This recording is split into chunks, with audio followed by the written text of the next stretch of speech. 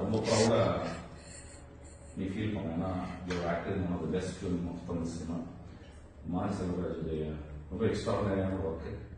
நான் மேடையில் வந்து பேச முடியல, இவங்க நல்லா இருந்துச்சுன்னு. ஏன்னா அது வந்து ஒரு இயக்குனருடைய விஷயம். அது அதில் நீங்கள்லாம் வந்து அவருக்கு வந்து கை கொடுத்துருக்கீங்க, தோல் கொடுத்துருக்கீங்க.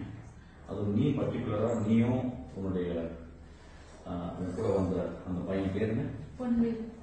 அந்த கேரக்டர் ரொம்ப அழகா இருந்துச்சு, ரொம்ப எளிமையா இருந்துச்சு. அந்த உங்களுடைய காதலான அந்த கதை அவங்க ரொம்ப நல்லா இருந்துச்சு.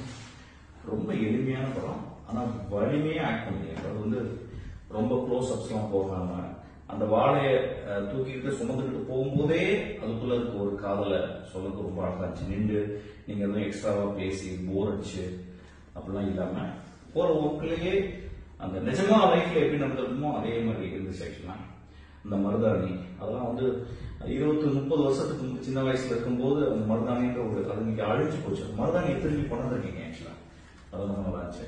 You should be very proud. நிறைய படங்கள் வரும், நானும் கூட ஒர்க் பண்ணுவேன். நிறைய படங்கள் ஒன்று வரும். I am very proud of you.